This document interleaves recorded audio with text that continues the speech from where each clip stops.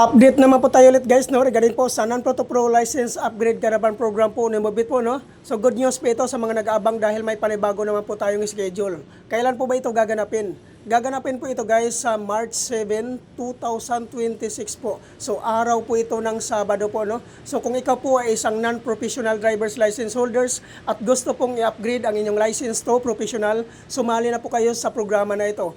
Dahil po guys, ang non-Proto Pro license upgrade caravan program po ni Mobit po guys, no, ay by schedule lang po ito. Kaya po pag once may schedule na po, wag nyo na pong sayangin ang pagkakataon na sumali po sa programa na ito.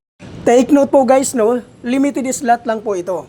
300 applicants lang po ang tinatanggap po dito. Kaya po kung gusto pong sumali sa programa na ito, mas mabuting agahan nyo pong pumunta para po kayo ang mauna sa pila po dito. At ano naman po ang mga requirements na kailangan po nating i-prepare before po tayo pumunta sa Move It Training Facility po sa Marikina City.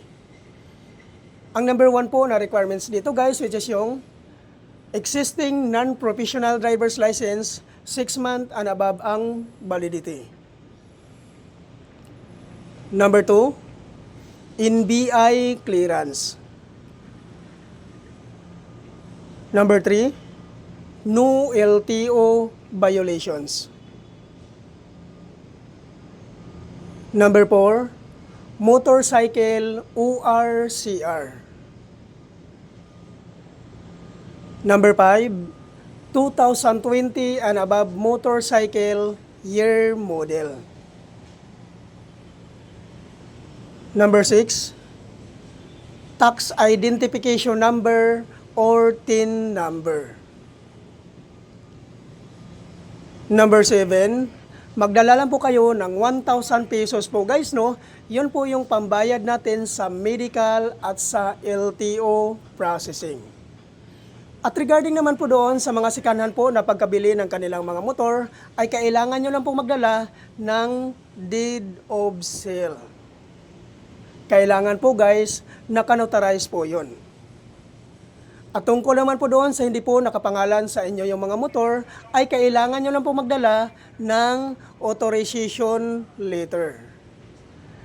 Hingian nyo po ng one valid government IDC owner, ipotocopy nyo po, at papirmahin nyo po ng 3 beses. So yan po lahat ang mga requirements po na kailangan po nating i-prepare before po tayo pumunta sa Move It Training Facility po sa Marikina City. At saan naman po ito matatagpuan?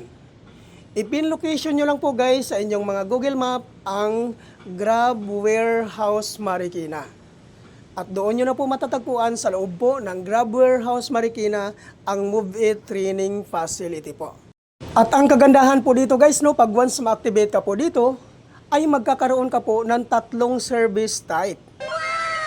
Ano naman po ito ang tinatawag na 3 service type? Ang ibig sabihin po nito guys, ito po yung tinatawag po ni Move It po, no, na shared plate. Which is ang ibig sabihin nito, ang number 1 po, magkakaroon ka po ng Move It Moto Taxi. Number 2, Grab Express. Number 3, Grab Food. Yan po yung tinatawag ni Move It guys, no, na shared plate. So napakaganda po nito guys, no? Automatic po, 3 service type ka po kaagad po dito. So sana po guys, nakakatulong po ito ang update ko na to sa inyo. Thank you for watching.